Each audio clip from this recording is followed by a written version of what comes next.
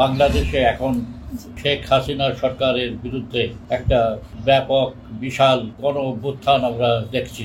এই গণ অভ্যুত্থানের আসল চরিত্র কি, এর কারণ কি, এর সম্ভাব্য পরিণতি কি হতে পারে, এটা বোঝার জন্য এই অঞ্চলে দীর্ঘদিন ধরে যেসব গণ অভ্যুত্থান হয়েছে সেদিকে তাকাতে হবে।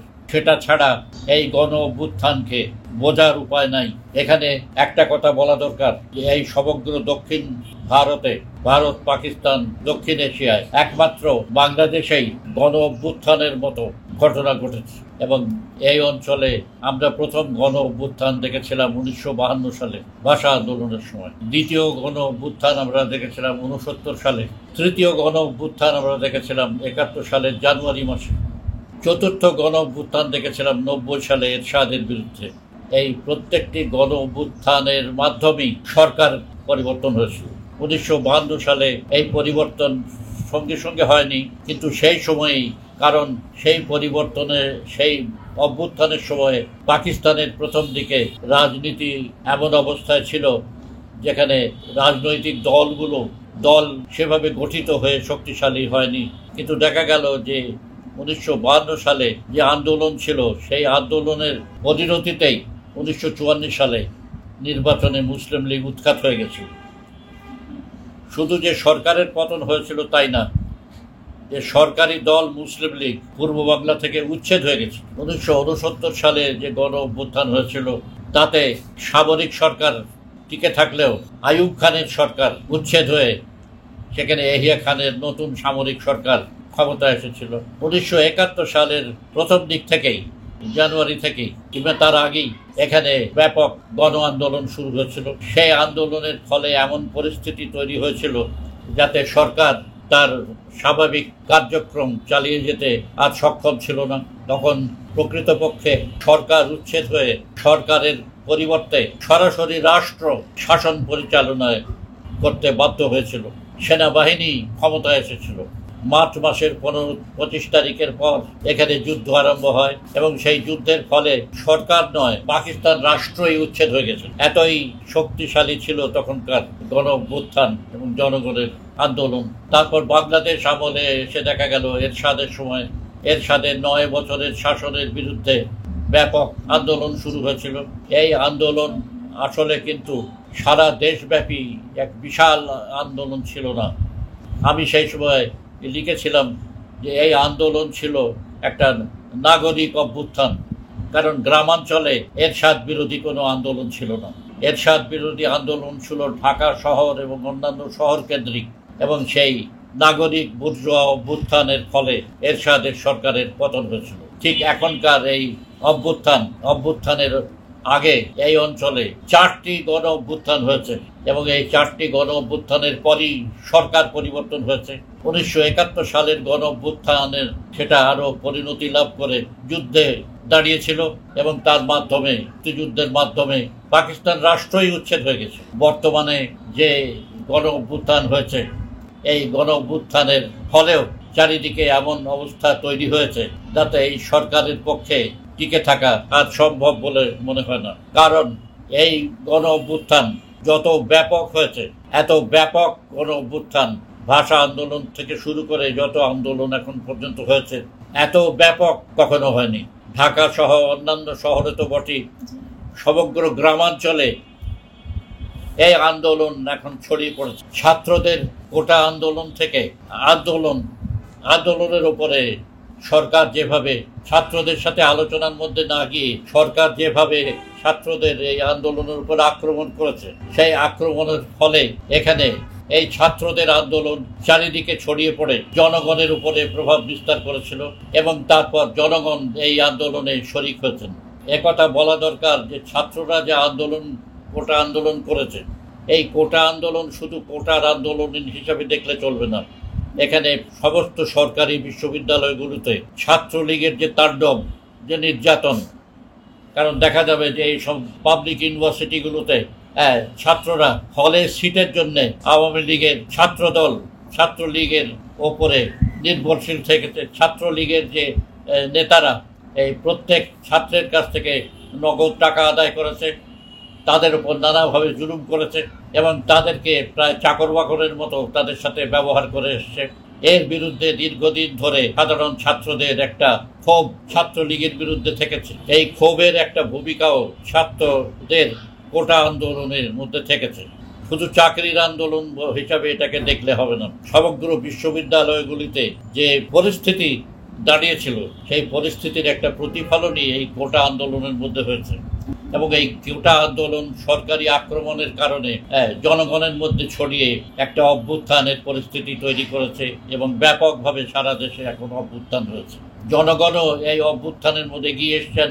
তার কারণ শুধু ছাত্রদের কোটা আন্দোলন বা ছাত্রদের উপরে নির্যাতন নয়, সারা দেশে যে জনগণের জীবন যেভাবে বিপর্যস্ত হয়েছে, নিত্য প্রয়োজনীয় জিনিসপত্রের দাম যেভাবে আকাশচুম্বী হয়েছে এবং প্রতিদিন বেড়ে চলেছে, সরকার তেল, সরকার বিদ্যুৎ, গ্যাস, পানি সবকিছুর দাম যেভাবে বেপরোয়াভাবে বাড়িয়ে চলেছে, সেসবের বিরুদ্ধে সরকার যেভাবে জনগণের মতামত প্রকাশের স্বাধীনতার উপর হস্তক্ষেপ করেছে, বাক স্বাধীনতার কেড়ে নিয়ে রেখেছে, মানুষের কথা বলার অধিকার বলে কিছু নেই, সংবাদপত্রগুলিতে সরকার বিরুদ্ধে বিশেষত শেখ হাসিনার বিরুদ্ধে কোনো কথা বলাই সম্ভব হচ্ছে না, তারপরে চারিদিকে ধরপাকড় যেভাবে বেপরোয়াভাবে হচ্ছে, এইসব মিলিতভাবে এমন পরিস্থিতি সৃষ্টি করেছে যাতে জনগণের কোনো আস্থা এই সরকারের উপর নেই এবং তাদের ধারণা যে এই সরকার যতদিন থাকবে ততদিন পর্যন্ত চারিদিকে যে ব্যাপক দুর্নীতি চলছে, এই দুর্নীতির মাধ্যমে দেশের টাকা পাচার হচ্ছে,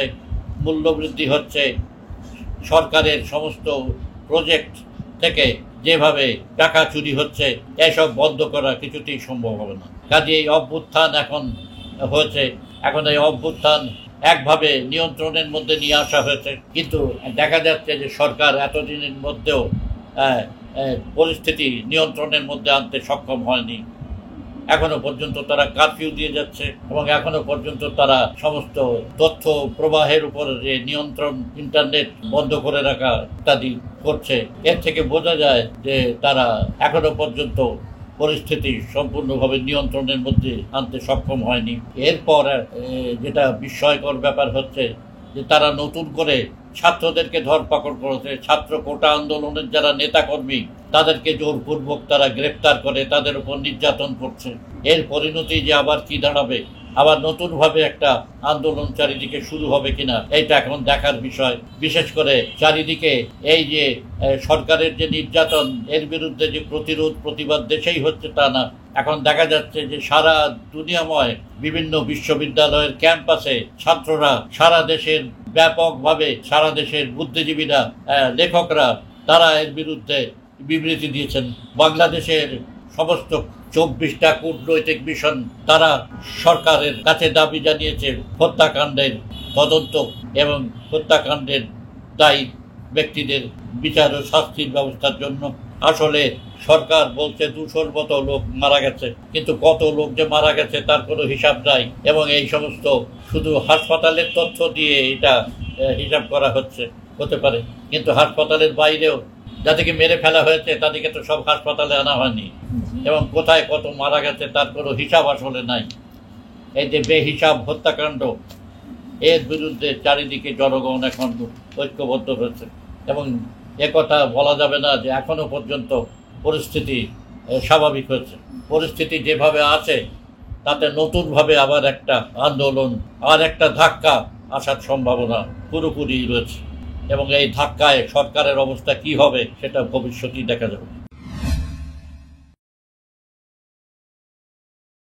69 সালের গণ অভ্যুত্থানের সাথে একটা বিষয় এখানে দেখা যাবে মিল রয়েছে, সেটা হচ্ছে আইয়ুব খান 10 বছর পাকিস্তান শাসন করেছিল এবং 10 বছরের পরে ডিকেড অফ ডেভেলপমেন্ট বলে চারিদিকে খুব উৎসব শুরু হচ্ছে। এদিকে যত উৎসব শুরু হয়েছে তত আইয়ুব খানের বিরুদ্ধে সমস্ত দেশের জনগণ ঐক্যবদ্ধ হয়েছে, বিক্ষুব্ধ হয়েছে এবং এই সরকারের পরিবর্তন চেয়েছে।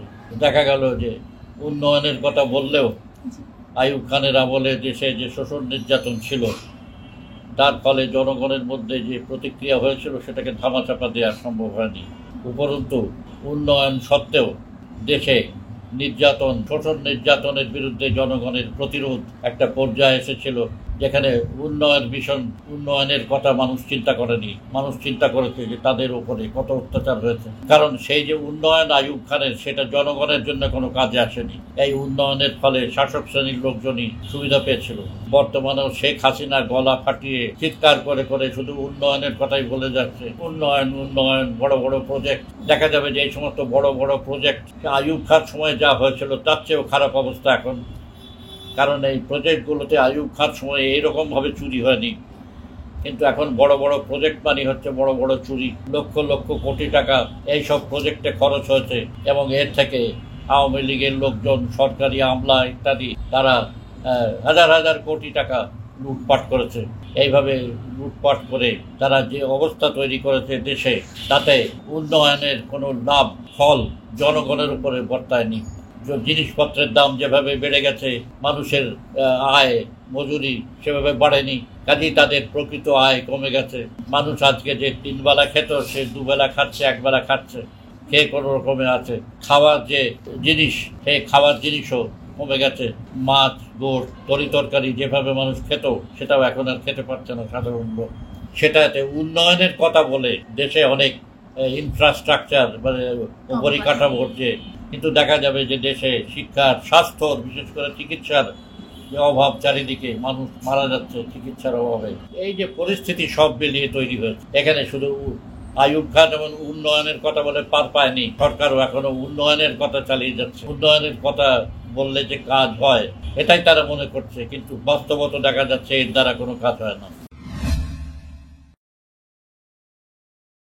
আওয়ামী লীগ এখন বেকায়দায় পড়ে দোষ কার ঘাড়ে চাপাবে এইটা ভেবে অস্থির আছে, এবং এক্ষেত্রে তো তারা বিএনপি জামাত ছাড়া আর কিছুই দেখে না। তারা বাংলাদেশের জনগণকে দেখে না। জনগণ যে তাদের এই অপকর্মের বিরুদ্ধে দাঁড়াতে পারে, এই চিন্তা তাদের নেই, এই চিন্তা করার ক্ষমতাও তাদের নেই, এবং এই কথা বলে পার পাওয়ার উপায়ও তাদের নেই। কাজেই তারা এখন বিএনপি এবং জামাতকে এর জন্য দায়ী করছে। এটা ঠিকই যে বিএনপি জামাত এই আন্দোলনে কিছুটা অংশগ্রহণ করেছে, এবং এটা দোষের কিছু নাই। এরকম একটা অভ্যুত্থান আন্দোলন হলে রাজনৈতিক দল হিসাবে জামাত বা বিএনপি দাঁড়িয়ে থাকবে। আমরা মনে করি যে বিএনপি এবং জামাতের যতটা অংশগ্রহণ করা উচিত ছিল, ততটা অংশগ্রহণ তারা মোটেই করেনি। করলে এই সরকার পড়ে যেত। কিন্তু নিজেদের দেউলিয়াপনার কারণে আমরা মনে করি যে বিএনপি এবং জামাত নামেনি। সেভাবে নামা দরকার ছিল তাদের, কিন্তু তারা নামতে পারেনি, তাদের সেই ক্ষমতা ছিল না। এবং এখন আওয়ামী লীগ যে তাদের থেকে দোষারোপ করছে, তাদের বড় আকারে না নামা সমাজ সত্ত্বেও তাদেরকে দায়ী করছে, এতে আওয়ামী লীগের কোনো লাভ হচ্ছে না, এতে বিএনপি এবং জামাতেরই লাভ হচ্ছে। যে কাজ তারা করেনি, সেই কাজের দায়িত্ব তাদের উপর চাপিয়ে দিয়ে জামাত এবং আওয়ামী লীগ, বিএনপিকে তারা গৌরবান্বিতই করছে, এবং এর ফলে তাদের শক্তিই বাড়াচ্ছে। এটা একটা চরম মূর্খতা এবং আওয়ামী লীগের দেউলিয়াপনারই কারণ। এবং দেখা যাবে যে এখন আওয়ামী লীগের যে পরিস্থিতি হয়েছে, তাতে আওয়ামী লীগের নিজের সংগঠনই ভেঙে পড়ছে ভেতর থেকে। ওবায়দুল কাদের ডাক দিয়েছিলেন যে আওয়ামী লীগের নেতাদের, কর্মীদের রাস্তায় নামার, কেউই রাস্তায় নামেনি, এই কথা তিনি বিবৃতি দিয়ে বলেছেন। এবং ঢাকার কিছু কিছু সমস্ত ওয়ার্ডে, অনেকগুলো ওয়ার্ডে তাদেরকে ওয়ার্ডগুলো বাতিল করে দেওয়া হয়েছে, তারা অংশগ্রহণ করেনি বলে। এর মাধ্যমে দেখা যাচ্ছে যে আওয়ামী লীগ নিজের সংগঠনই এই আন্দোলনে আওয়ামী লীগের পক্ষে দাঁড়ায়নি। এই সরকার আওয়ামী লীগের পক্ষে আছে শুধু police, RAB, BDR, border police, army.